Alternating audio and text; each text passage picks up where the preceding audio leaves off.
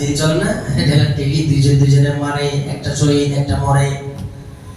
ও প্রিয় ভাই, দুনিয়ার এই সামান্য সময়ের ক্ষমতা দখলের জন্য যদি কেউ কাউকে হত্যা করেন, কতল এমন এক ভয়ঙ্কর গুনাহ। মানুষকে মানুষ হত্যা করে, এটা কত বড় গুনাহ। ومن يقتل مؤمنا متعمدا فجزاؤه جهنم خالدا فيها وغضب الله عليه ولعنه وأعد له عذابا مهينا চিরস্থায়ী জাহান্নামী, খালিদান চিরস্থায়ী জাহান্নামী। ইচ্ছাই করে না যে মনে করেন যে দিলাম মাইরা গুলি করে ওরে হত্যা করে শেষ করে দিলাম, মানি তো না ফিল একা। আরে তোমার ফিল কয়দিনের? 80 বছরের। জাহান্নামের আগুনে জ্বলতে হবে অসংখ্য বছর। তাহলে এবার আত্মহত্যাকারী, এখানে দুই অর্থই হতে পারে, আবার কিছু আছে আত্মহত্যাকারী। ওয়াশহাদু আল্লা ইলাহা ইল্লাল্লাহ ওয়াহদাহু লা শারীকা লাহু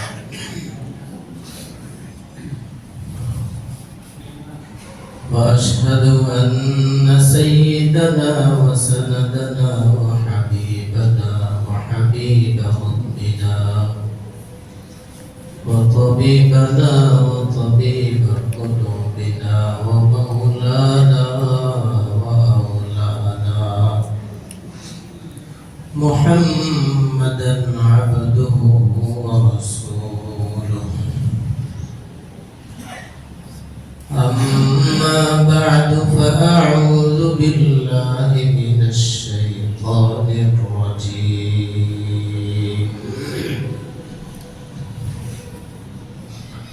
بسم الله الرحمن الرحيم. قل يا عبادي الذين أسرفوا على أنفسهم لا تقنطوا من رحمة الله إن الله يغفر الذنوب جميعا إنه هو الغفور الرحيم. وقال رسول الله صلى الله عليه وسلم إن الله عز وجل ليطلع إلى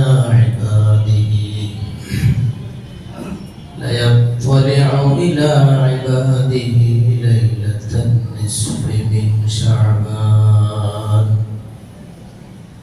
فيغفر لجميع خلقه إلا لمشرك أو مشاحن أو كما قال رسول الله صلى الله عليه وسلم. آمنت بالله صدق الله مولانا العظيم وصدق رسوله النبي الأمي الكريم ونحن على ذلك لمن الشاهدين والشاكرين والحمد لله رب العالمين.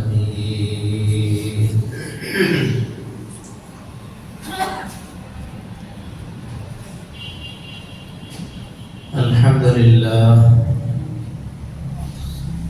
রব্বুল আলামিনের দরবারে আলিশানে অসংখ্য অনিত শুকর সুজুদ, যিনি দয়া ও মায়া করে আমাদেরকে শাবান মাসের দ্বিতীয় জুমআয়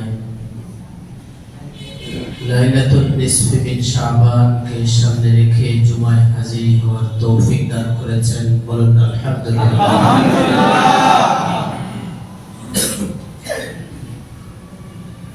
আল্লাহ আমাদেরকে মাফ করে দেন, আমিন। আল্লাহ আমাদের সবার নেক হায়াত দান করে, আমিন। প্রিয় ভাইরা আমার, শাবানের 10 তারিখ আজকে, তার মানে আমাদের রমজানের আর মাত্র 19 কিংবা 20 দিন আছে। রমজান আমাদের একেবারেই সন্নিকটে। রমজান আমাদের দিকে খুব দ্রুত বেগে ছুটে আসছে। একদিন যায় তো রমজান একদিন কাছে আসে। গত জুমায় ছিল 27 দিন, 26 দিন, আর এই জুমায় 10 দিন শেষ হয়ে গেল। এইভাবে একে একে রমজানে ঢুকে যাব, ঢোকার পরেও রমজান আমাদের থেকে ছুটে আবার পিছনে চলে যাবে, আমরা সামনে অগ্রসর হয়ে যাব। প্রিয় ভাই, এমন যেন না হয় আমাদের রমজান আমাদের থেকে গাফলতির মধ্য দিয়ে কেটে যায়। এমন যেন না হয় রমজানও আমাদের সময়গুলো মন চাহি নিজের মন মতো নষ্ট করলাম, এমন যেন না হয়। অনেক গুরুত্বপূর্ণ মাস রমজান, অনেক দামি মাস রমজান।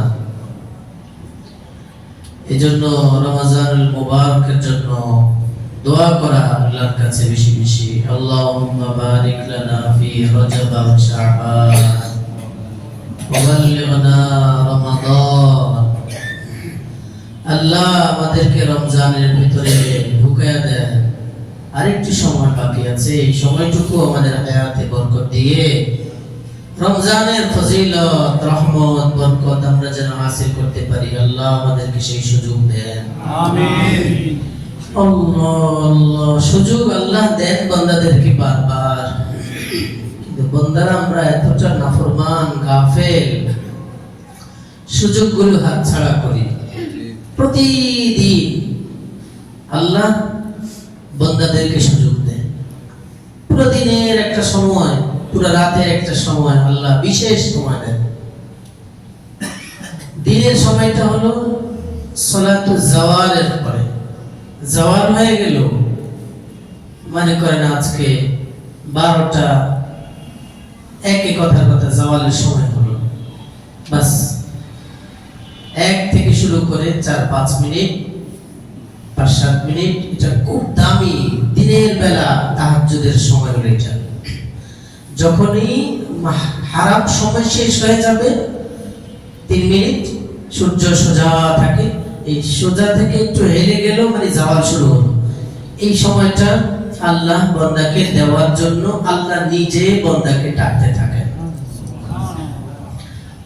বাকি সময় তো বান্দা ডাকে, এই সময়টা আল্লাহ দেওয়ার জন্য ডাকে।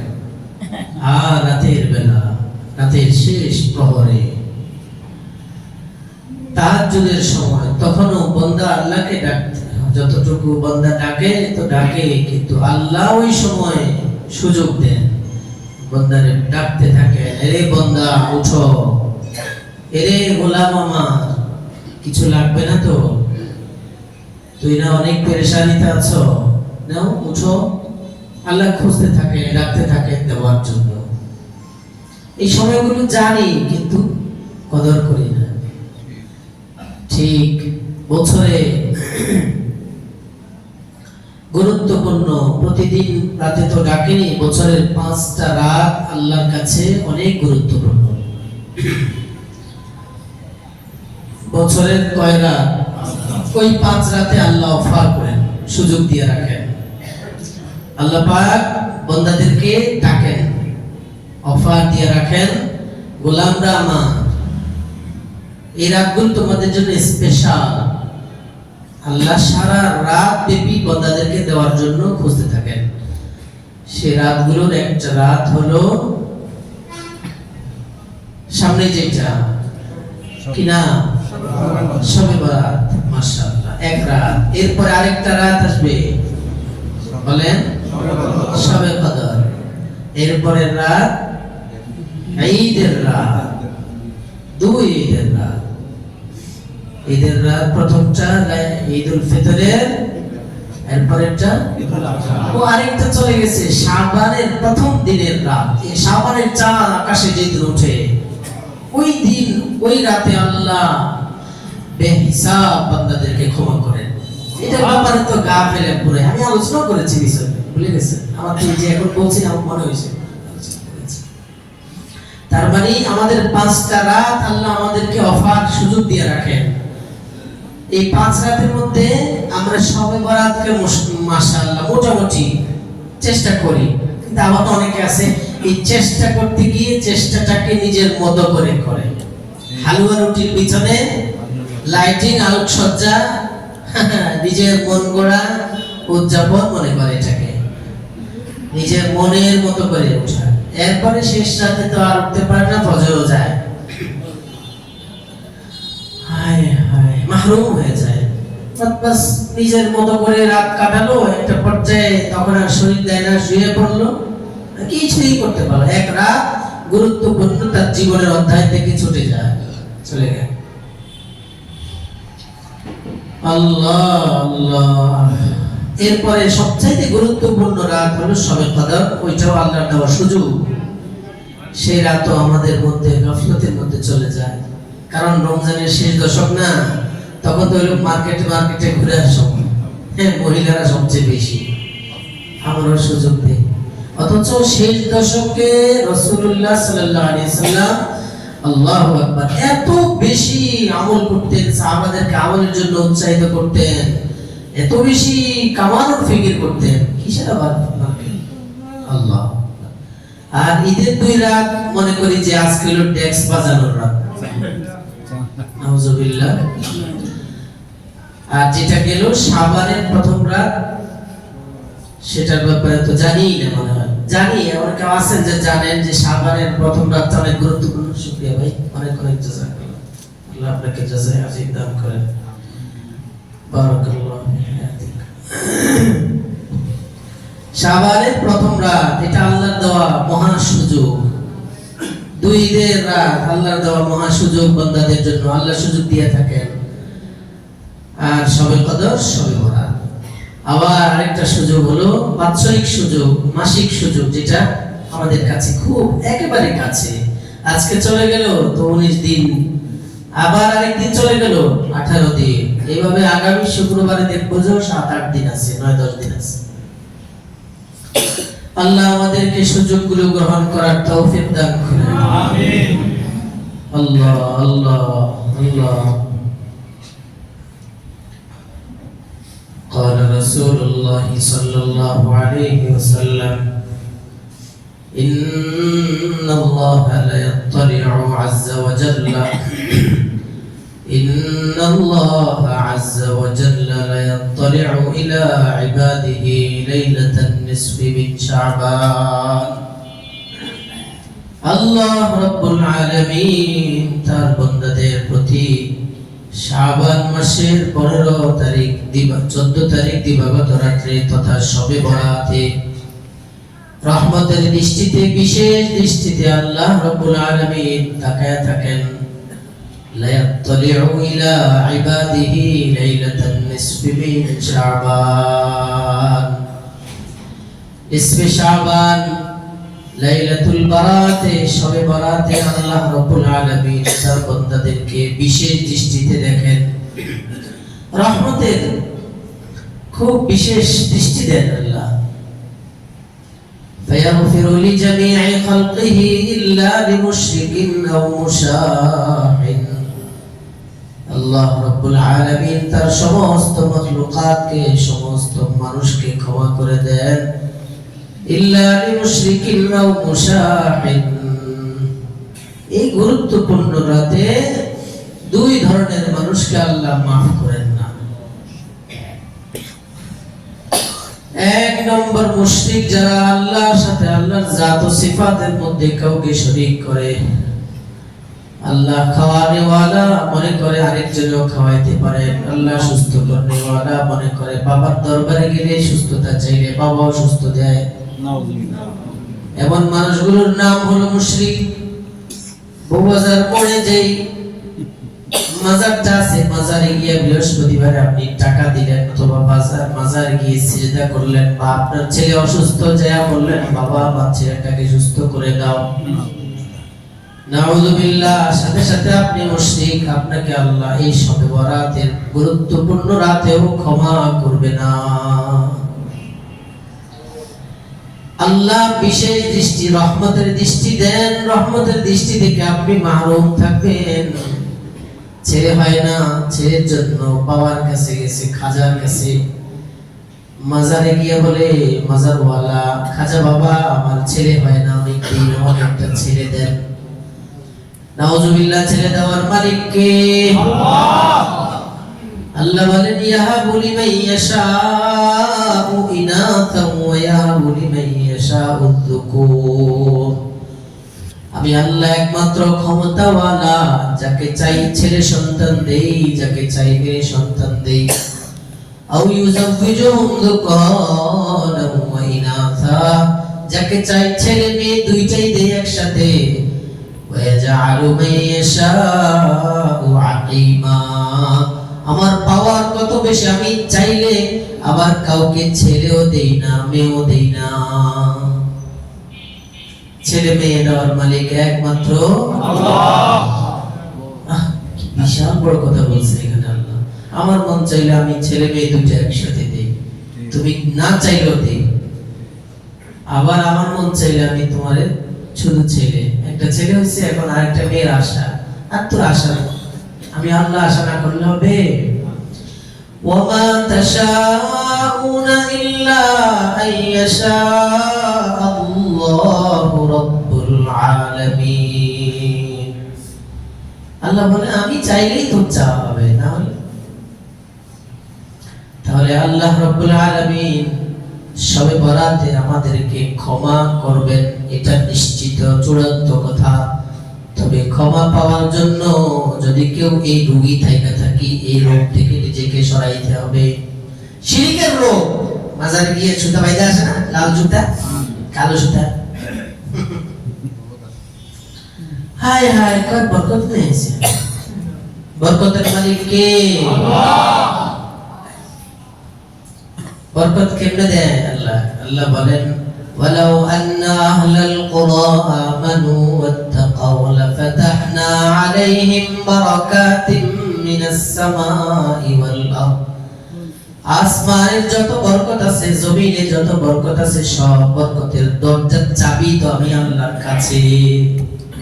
তবে তোমাদেরকে দিব যদি তোমরা চাবিগুলো নিতে পারো। দুইটা চাবির নাম দুইটা, একটা নাম হলো ঈমান, শিরক মুক্ত ঈমান, আরেকটা নাম হলো তাকওয়া।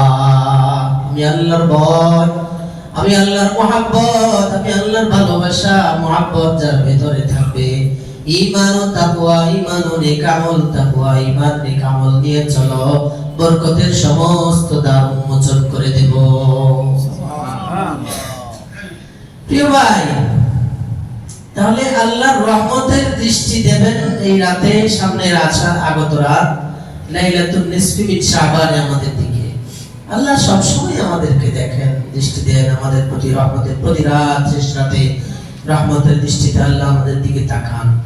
কিন্তু এই বিশেষ বিশেষ সুযোগগুলো, অফারগুলোর একটা অফার, একটা সুযোগ হলো সামনের আসা যে রাত, আগত রাত লাইলাতুন নিসফি মিন শাবান, মধ্য রজনী শবে বরাত যাকে আমরা বলি।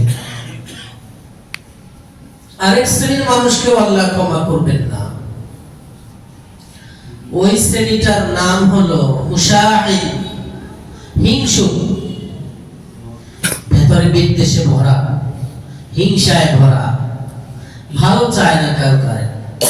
তার ভালো হলে শরীরটা জ্বলে, তার খারাপ হলে খুশি। এদের নাম হলো হিংসুক। لا يطلع الله عز وجل إلى خلقه ليلة النصف من شعبان। সবাইকে মাফ করব, তবে হিংসুককে আমি আল্লাহ ক্ষমা করব না। হিংসুক তার হিংসা যতক্ষণ পর্যন্ত ছাড়তে না পারবে, নিজের কলবটা পরিষ্কার করতে না পারবে, নিজের দিলটাকে সাফ না করতে পারবে, যতক্ষণ পর্যন্ত আমি আল্লাহ ওর দিকে শবে বরাতে রহমতের দৃষ্টিতে দেখব না। শবে বরাত এত গুরুত্বপূর্ণ রাত, এত ফজিলতওয়ালা রাত, কিন্তু ভিতরে হিংসা থাকলে ওই রাত আপনার থেকে ছুটে যাবে, আপনি ফলপ্রসূ হবেন না রাত থেকে। আরেক হাদিসে আসছে তুফতাহু আবওয়াবুল জান্নাতি ইয়াওমাল ইসনাইনি ওয়া ইয়াওমাল খামিস। প্রতি সপ্তাহের সোমবার বৃহস্পতিবার তুফতাহু আবওয়াবুল জান্নাহ, জান্নাতের সমস্ত দরজা, আটার দরজা পুরোটা সবগুলো খুলে দেন আল্লাহ। ফায়ুগফারু লিকুল্লি আবদিন লা ইউশরিকু বিল্লাহি শাইআ। তখন আল্লাহ যত বান্দা আছে সবাইকে মাফ করেন, কিন্তু এক বান্দাকে আল্লাহ মাফ করেন না, যে শিরক করে। আরেক বান্দা হলো ইল্লা রাজুলান কানা বাইনাহু ওয়া বাইনা আখিহি শাহনা, কষাকষি, ঠেলাঠেলি, দুইটার মধ্যে কি হিংসা হিংসি। আমাদের দেশে হিন্নারি, তাহলে কি ইল্লা রাজুলান কানা বাইনাহু ওয়া বাইনা আখিহি শাহনা, দুই ভাইয়ের মধ্যে কষাকষি, হিংসা হিংসি, বিদ্বেষ, তাদেরকেও প্রতি সোমবারে ক্ষমা থেকে দূরে রাখেন। তাদেরকেও সাপ্তাহিক প্রতি বৃহস্পতিবারে আল্লাহ ক্ষমা করা থেকে বিরত থাকেন, এবং তাদের নেক আমলগুলো আসমানে যায় না। প্রতি বৃহস্পতিবার সোমবার আমার আমল আসমানে উঠে না যদি আমার দিলে থাকে হিংসা, আমার দিলে থাকে বিদ্বেষ। আল্লাহ আমাদেরকে ইস্তেগফার ও তওবা করে কলব পরিষ্কার করার তৌফিক দান করুন, আমিন।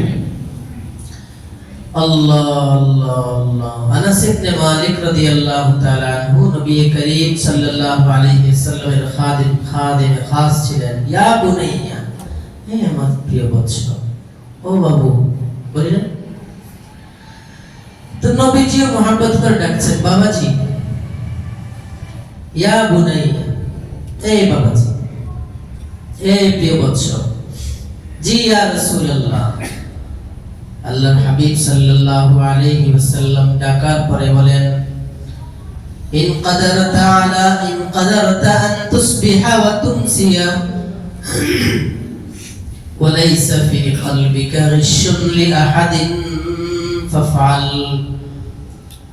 তোমার যদি সকালবেলা মন কাটাইতে পারো, আবার বিকাল বেলাও তোমার জন্য যদি সম্ভব হয়, তার মানে সকাল থেকে শুরু করে বিকাল, আবার বিকালে আবার শুরু করে রাত পুরাটা কাটায় সকাল পর্যন্ত, তার মানে 24টা ঘন্টা যদি তোমার পক্ষে সম্ভব হয়, হে আনাস, ইন কাদারতা, ও আনাস, যদি তুমি পারো তাহলে এভাবে জীবন কাটাবা, সময়গুলো অতিবাহিত করবা। লাইসা ফি কলবিকা গিশুন লিআহাদিন, তোমার দিলের মধ্যে আল্লাহর কোন বান্দার প্রতি যারা পরিমাণও বিদ্বেষ থাকবে না, তোমার দিলের মধ্যে আল্লাহর কোন বান্দার প্রতি হিংসা থাকবে না। তুমি হিংসা মুক্ত অবস্থায়, হাসাদ মুক্ত অবস্থায় নিজের মধ্যে যদি এভাবে নিজেকে গড়তে পারো, তাহলে এভাবে চলো। লাভ কি আর রাসূলুল্লাহ, আমি চললাম, হিংসা করলাম না, সারা রাত এভাবে কাটালাম, সারাদিন এভাবে কাটাইলাম, লাভ কি আমার? রাসূল পাক বলেন, আনাস ওয়াযালিকা মিন সুন্নতি, ও আনাস, এটা আমার আদর্শ, এটা আমার আদর্শ। আনাস সুন্নতের অর্থে জানে, আদর্শের অর্থে আনাস, এটা আমি নবীর আদর্শ, আমি নবী এভাবে চলি, তুমি যদি পারো এভাবে চলো। চললে লাভ কি? কয় মান আহাব্বা সুন্নতি ফাকাদ আহাব্বানি। আনাস, তুমি কি চাও না জান্নাতে আমার সাথে থাকতে? হ্যাঁ চাই তো। তাহলে কয় তুমি তোমার কলবটাকে হিংসা মুক্ত করো, এভাবে জীবন কাটাও। লাভ কি? কয় এটা আমার সুন্নত। তা আপনার সুন্নত হইলে আমার লাভ কি? তুমি আমার সুন্নতকে মহাব্বত করলা, মানে আমাকে মহাব্বত করলা। আমাকে যে মহাব্বত করে তার হাসর আমার সাথে হবে।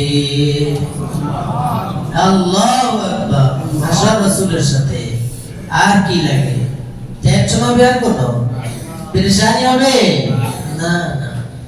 ওয়াযালিকা মিন সুন্নতি, কত বড় আমল, আমল বুঝে পাই না। আরে মেয়ে, কত বড় আমল। নবীজির সাথে আমার হাসর হবে, নবীজির সাথে আমার জান্নাত হবে। তাহলে আমার এর চেয়ে বড় ফায়দা, ফজিলত বলা আমল আর কি হতে পারে? নবীজির সাথে আমার হাসর হবে। মান আহাব্বা সুন্নতি ফাকাদ আহাব্বানি ওয়া মান আহাব্বানি কানা মাই ফিল জান্নাহ। সরাসরি সে আমার সাথে জান্নাতে থাকবে। সুবহানাল্লাহ। আপনারা চান না নবীজির সাথে জান্নাতে থাকতে? ইনশাআল্লাহ। সবাই চান, কিন্তু রাজি না নবী যেটা বলছে সেটা করতে। ভিতরটা সোজা করতে হবে, ভিতরের রোগ থেকে নিজেকে বাঁচাইতে হবে। নিজের ভেতরটা যদি কলুষিত হয় আর এইভাবে মালাকুল মউত এসে খপ্পর মারে, তাহলে কিন্তু আল্লাহ নারাজ। আল্লাহ কলবটা সাফ করে দেন। আমিন। আরেক শ্রেণীর লোক আছে যাদেরকে আল্লাহ মাফ করবেন না, তাদের নাম হলো কাতিলুন নাফস। পুলিশ ভাইয়েরা দেখলেই মানুষকে মনে করে গুলি করে মারতে পারলেই লাভ। রাজনীতি চলে না, ডেলি দুজনে মারে, একটা শহীদ একটা মরে। ও প্রিয় ভাই, দুনিয়ার এই সামান্য সময়ের ক্ষমতা দখলের জন্য যদি কেউ কাউকে হত্যা করেন, নাউজুবিল্লাহ, আল্লাহ আমার সব মুসল্লি ভাইদেরকে হেফাজত করেন, উম্মতে মুসলিমকে হেফাজত করেন। কতল এমন এক ভয়ঙ্কর গুনাহ, মানুষকে মানুষ হত্যা করে, এটা কত বড় গুনাহ। ومن يقتل مؤمنا متعمدا فجزاؤه جهنم خالدا فيها وغضب الله عليه ولعنه وأعد له عذابا مهينا। চিরস্থায়ী জাহান্নামী, খালিদান, চিরস্থায়ী জাহান্নামী। ইচ্ছাই করে না যে মনে করেন যে দিলাম মাইরা গুলি করে ওরে হত্যা করে শেষ করে দিলাম, মানি তো না ফিল রেখা। আরে তোমার ফিল কয়দিনের? 80 বছরের। জাহান্নামের আগুনে জ্বলতে হবে অসংখ্য বছর। তাহলে এবার আত্মহত্যাকারী, এখানে দুই অর্থই হতে পারে, আবার কিছু আছে আত্মহত্যাকারী। এখানে ঠিক আরেক শ্রেণী আছে যাদেরকে আল্লাহ ক্ষমা করবেন না, মুদমিনু খামরিন ইয়াবাকুর। যারা বাবা খায়, গাঁজা খায়, যারা হারাম খায়, নেশা করে, মাঠে যায় এক কোনায় বসা বিড়ির মধ্যে ঢুকে টান দেয় আর এতে বেহুশ হয়ে পড়ে যায়, এগুলোরও আল্লাহ ক্ষমা করবেন না। মুদমিনু খামরিন, এই যে শ্রেণীর মানুষগুলো এই শ্রেণীর মানুষগুলো সবে বরাতে ক্ষমা পাবে না। তাহলে এগুলো তো যদি থাইকা থাকে, বিড়ি খোঁজ যারা, বিড়ি ছাইয়া দেন আল্লাহর কাছে। আর মিয়া আতর দেওয়া কি গুনাহ না? সব আতর দেওয়া ভালো কাজ না? আতর দেওয়া গুনার কাজ হবে যদি ওই আতর আপনি লাগাইলেন আর আশেপাশের মুসল্লিরা কষ্ট পাইলো। এই জন্য আতরটিতেও ভাবতে হবে। আমি কালকে আসর বা কোন সময় জানি একবার আমাদের মধ্যে আশেপাশে খুব একবার লাগাইছে মনে হয়েছে, লাগাইতে আতর, এমন আতর লাগাইতে হবে যে ফেরেশতারা কষ্ট না পায়। পেঁয়াজ খাওয়া যেমন মাকরু, ওই আতর দেওয়া মাকরু, যে আতরে আমার পাশের ভাই কি করে, কি পায়, কষ্ট পায়। মৃদু গ্রান, কোমল গ্রান, ঠান্ডা মিষ্টি ঠান্ডা গ্রান আছে, ওইটা লাগাবেন। হ্যাঁ, আপনার যদি একেবারে কড়াটা লাগাইতে ওটা বাসায় যখন লাগাবেন, দরজা বন্ধ করে ঘুমাবেন, একা একা লাগাই দিয়ে, তাহলে কেউ কষ্ট পাবে না। নামাজ পড়তে আসলেন, আপনার আশেপাশে মানুষের সুবহানাল্লাহ আল্লাহ পড়তে গেলে ওটা গ্রান ঢুকে গিয়ে বলে কি অবস্থা। আবার অনেকে আছে আতর ওই মনে করেন মোহাম্মত করে লাগায় না, আমাকে অনেক, আমি কয়েকজন বলা তো মনে করেন আতরটা মনে করছি ইমাম সরজনের একটু আদর দিলে খোলে, একটা নিচে লাগাই দেয় না। আতরটা রুচির বিষয়, কারণ রুচি ঠান্ডা, কারণ রুচি কড়া। আপনি যদি মোহাম্মত দিতেই হয়, বাস আতর শিশিটা খুলে হাতে দেন, যদি আপনার পছন্দ হলে লাগান, বা ভাই আপনার লাগলে যদি পছন্দ, বাস ওনার যদি মন মত হয় লাগাবেন। আপনি একবারে আইসে লাগাই দিলেন, এখন বেচারা কি করবো, বিপদ তো বড়। আল্লাহ দিতেই হবে, কিছু দাওয়াত আছে খাইতেই হইব না, এই বাধ্য তো করার কেউ অধিকার নেই। ইমাম হিসাবে আপনি আমার কাছে দোয়া পাওয়ার হক। দাওয়াত রুচির বিষয়, খাওয়া রুচির বিষয়। আল্লাহ মাফ করে দেন, আমিন। আরেক রকমের মানুষ হলো আকুল লিল ওয়ালিদাইন। আকুল লিল ওয়ালিদাইন, আব্বা আম্মা নারাজ, এমন সন্তান ক্ষমা পাবে না। আব্বা আম্মা নারাজ, এমন সন্তান ক্ষমা পাবে না। আব্বা আম্মাকে রাজি করেন, ক্ষমা পাবেন। আরেক শ্রেণীর মানুষ হলো সাহের, জাদুকর, কাহিন। আরেকটা হলো গণক। এই যে আমরা যাই না, অনেকে আছে না, এই যে অনলাইনে থেকে দেখবেন নাম্বার দিয়ে দেয়, আপনার যদি ভাগ্য জানতে হয় এই নম্বরে ফোন করবেন।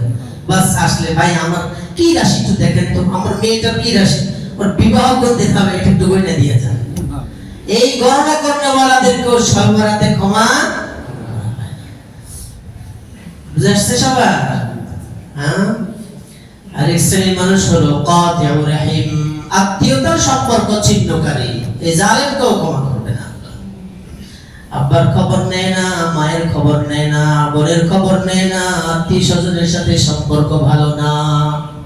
সাইজ সাইজ সাইজ আত্মীয়র সাথে সম্পর্ক না, এই আত্মীয়তার সম্পর্ক। আবার বদ ধারণা করনেওয়ালাদেরকেও ধরবে আল্লাহ। আত্মীয়তার সম্পর্ক ভালো আছে না নাই তুমি জানো কেমনে? তুমি যে বদ ধারণা করলা, আল্লাহ মাফ করে দেন। তিন আরেকটা কি, মুসবিল ইজার, যারা লুঙ্গি টাকনুর নিচে পড়ে, লুঙ্গি টাকনুর নিচে পড়ে, ছেঁচে ছেঁচে হেঁচে টেনে টেনে পড়ে না, রাস্তা পরিষ্কার করে, রাস্তা পরিষ্কার। এটা একটা ফ্যাশন। বলছে টাকনুর উপরে উঠাও, নামায় দিছে টাকনুর নিচে। আর মেয়েদের কয় নামাও টাকনুর নিচে, ওরা উঠাই দিছে একেবারে হাঁটুর আগ পর্যন্ত। উঠাও, দেখাও জাতিকে। আল্লাহ মাফ করে দেন।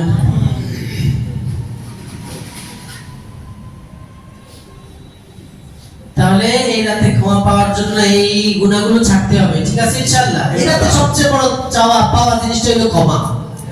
সবরাতে সবরাত দেওয়ার মূল টার্গেট আল্লাহ, আল্লাহর দেওয়া মূল ইচ্ছা। হাদিস থেকে যেটা বোঝা যায়, সামনে রমজান আসতেছে, কত পবিত্র রমজানকে স্বাগত জানাও। এজন্য 15 দিন আগে ধুয়া মুছে সাফ করে দিবেন। যদি আপনি এই জাতীয় 8-10টা কথা বলে 10 শ্রেণীর কথা বলেছিলাম, এগুলো বিভিন্ন হাদিস এসেছে। তো আপনি যদি এই গুনাহগুলো থেকে থাকে আমার আপনাদের মধ্যে, ইনশাআল্লাহ আমরা তওবা করে পাক সাফ হয়ে যাব ইনশাআল্লাহ। একটা হাদিস মনে আসছে, বলেই ফেলি। হ্যাঁ, ইয়াকুম ওয়াল কাযিব, ইয়াকুম ওয়াজ-যন্না ফা ইন্নাজ-যন্না আকযাবুল হাদিস। তুমি জানো একটা, কিন্তু এটা তো ব্যতিক্রম হইতে পারে, অত নিশ্চিত না যাই না এমন ধারণা, বদ ধারণা করো না। ইয়াকুম ওয়াজ-যন্না, বদ ধারণা থেকে বাঁচো, কারো প্রতি বদ ধারণা করো না, কুধারণা করো না। কেন করবো না? কেন ইয়া রাসূলুল্লাহ এরকম করে? ফাইন্নাজ-যন্না আকযাবুল হাদিস, মিথ্যা কথা যতগুলো আছে এর মধ্যে সবচেয়ে বড় মিথ্যুক হলো যে বদ ধারণাকারী। আপনার যদি সন্দেহ হয় হাদিসটা খুলে দেখেন, সহিহ মুসলিমে, সহিহ বুখারীতে, ইয়াকুম ওয়াজ-যন্না ফাইন্নাজ-যন্না আকযাবুল হাদিস। তুমি বদ ধারণা থেকে, কুধারণা থেকে বাঁচো। কেন বাঁচবো? কারণ কুধারণা এটা হলো আকযাবুল হাদিস। যত মিথ্যা কথা আছে সবচেয়ে ভয়ঙ্কর বড় মিথ্যা কথা হলো বদ ধারণা করা, যেটা উদ্দেশ্য সামনে আসতেছে। তাহলে কি করবো? আরো আছে, আরো অনেকগুলো নিষেধ আছে। কি, লা তাহাসাদু ওয়ালা তাবাগাদু ওয়ালা তাহাসসু ওয়ালা তাজাসসু ওয়ালা তাদাবারু ওয়া কুনু ইবাদাল্লাহি ইখওয়ানা।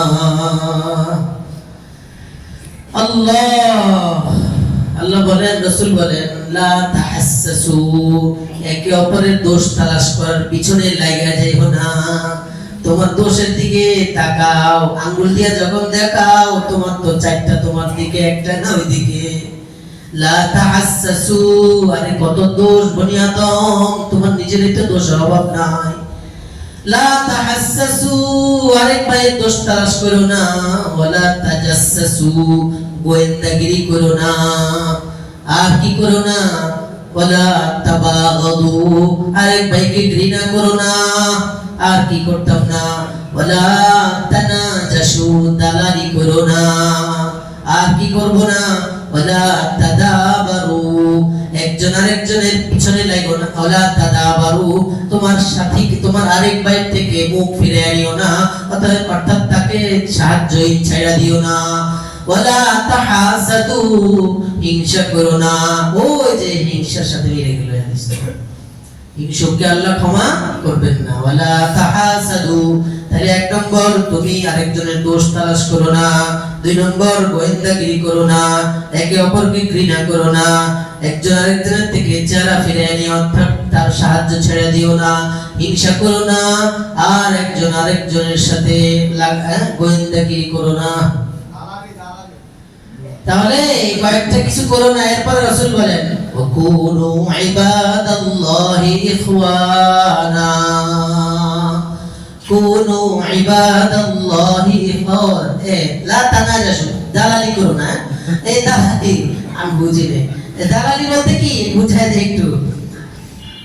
মনে করেন একটা জিনিসের দাম হলো 5 লক্ষ টাকা, আপনি যে কিনবেন না, এখন আপনি উঠে ধরলেন এটা 6 লক্ষ টাকা দিব, আসলে উদ্দেশ্য কিনা না, দাম বাড়ানো, এটা নাম হলো দালালি, এটা হারাম। জমিটার দাম কত? 5 লক্ষ টাকা, আপনি দেখলেন যে কাস্টমার তো বেশি, বাস সিস্টেম করে চোখ টিপ দিলেন, বাকের লাগে আগে সিস্টেম করলেন, আমি 10 লাখ দিব। আরে ভাই 5 লাখ টাকার জমি তুমি এত বাড়াও কেন এত দাম? জমির দাম সর্বোচ্চ 15 লাখ, তুমি 30 লাখ দাম উঠে ফেলেছে। এই যে দাম বাড়ানোর উদ্দেশ্যে, আরেক ভাইকে ক্ষতি করার উদ্দেশ্যে স্বাভাবিক মূল্য থেকে অতিরিক্ত যেটা, এটার নাম দালালি। লা তানাজাসু, নাজাস করো না। নাহা রাসূলুল্লাহ সাল্লাল্লাহু আলাইহি ওয়াসাল্লাম আনিন নাজাস, নবীজি দালালি থেকে নিষেধ করেছেন। নাজাস মানে দালালি করা। যাই হোক, তো কি করব?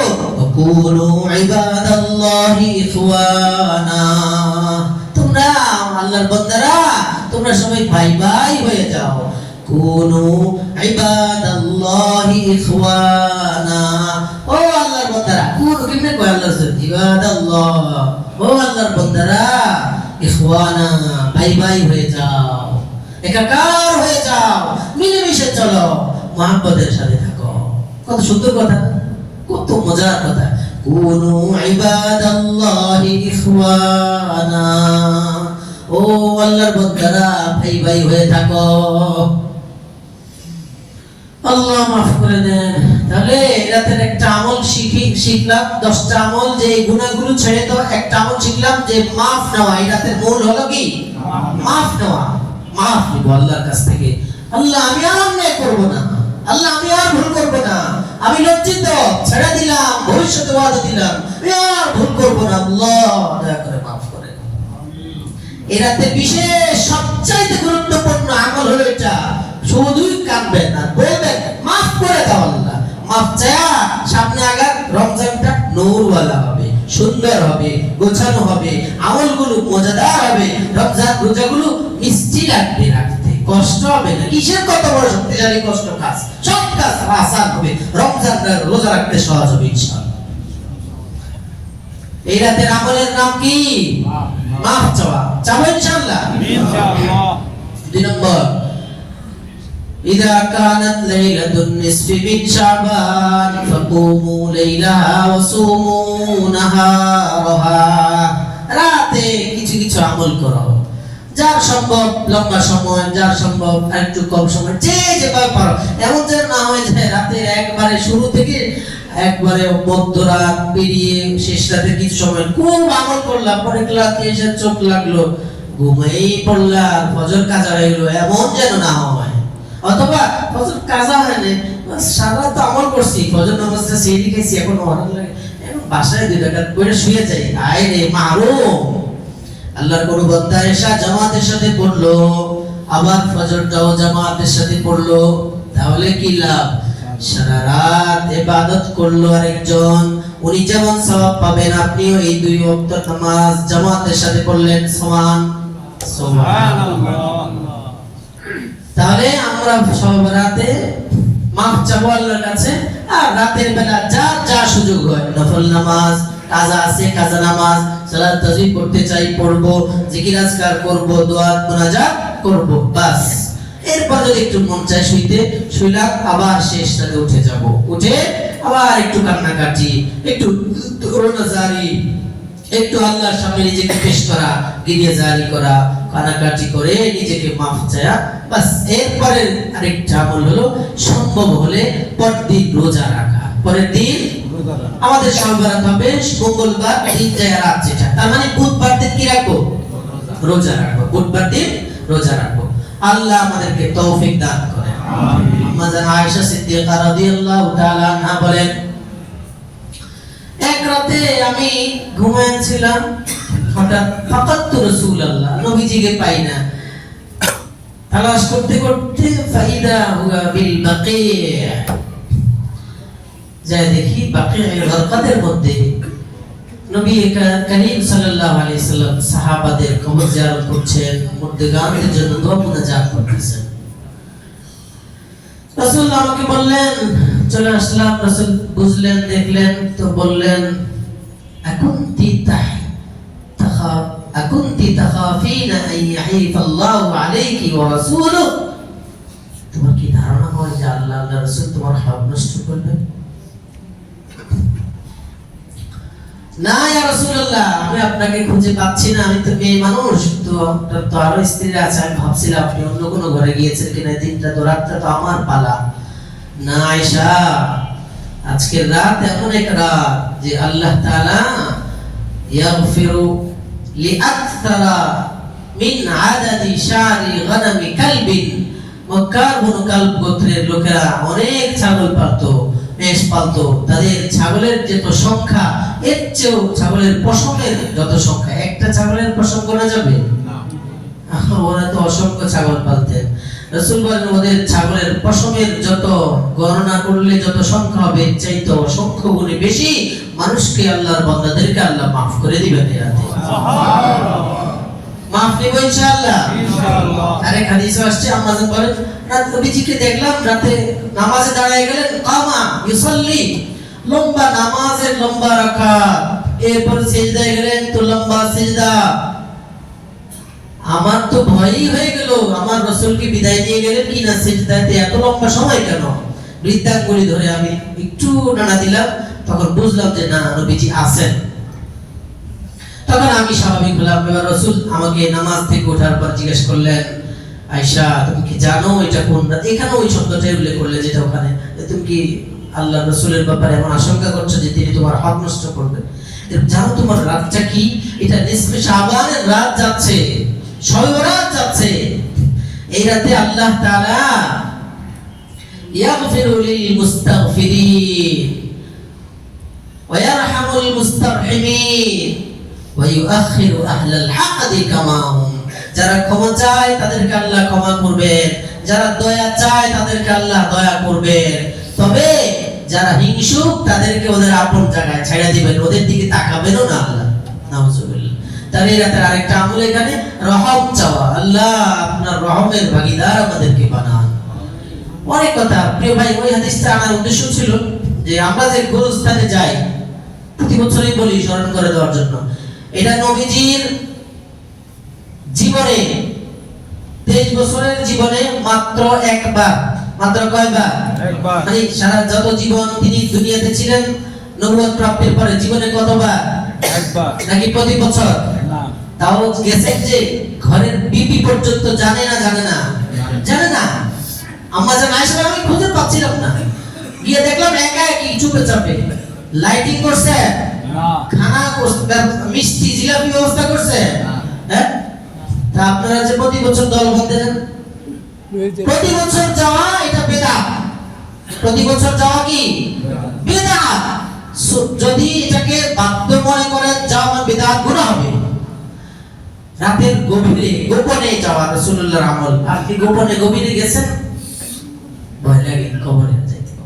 এইজন্য খবরদার, আমাদের মুসল্লিরা কেউ বেদাতের সম্পর্ক হবেন, বেদাতের সাথে জড়িত হবেন না। বেদাত যে করলো সে রাসূলুল্লাহর শাফাআত পাবে না, সরে গেল। রাসূল বলেছেন, বেদাতদেরকে আমি বলবো সরকার লিমান গায়রা বাদি, মন চাইছে তোর কবর জিয়ারত করতে কর, কিন্তু আমার আদর্শকে বিকৃত করে কেন লাইটিং আলোকসজ্জা আর বৃষ্টির ব্যবস্থা করে দল পাকায় টাকা উঠে চাঁদাবাজি করে তারপরে কেন এই আলোকসজ্জা? এই জন্য কবরস্থানে আব্বা আমার মন চায় আগে পরে যান, ওই দিন যান, আপনার মতো করে আপনি যান। কাউকে নিয়ে যাবেন যে চলো ইমাম সাহেবকে নিয়ে চলে, ইমাম সাহেব ভুল কাজ করবেন ইনশাআল্লাহ। আল্লাহ তৌফিক দান করেন সবাইকে। যা বললাম এই রাতের আমল হলো, রাতের বেলা আপনার যা মন চায় যা পারেন তেলাওয়াত করবেন, জিকির আজকার করবেন, দোয়া মুনাজাত করবেন, সবচেয়ে বেশি যেটা চাবেন আল্লাহ maaf করে দেন ইনশাআল্লাহ। এর চেয়ে বড় দৌলত আর হবে না যে আল্লাহর কাছ থেকে maaf নিয়ে নিতে পারে। আর শেষের দিন পরের দিন রোজা রাখবো, আল্লাহ তৌফিক দান করেন।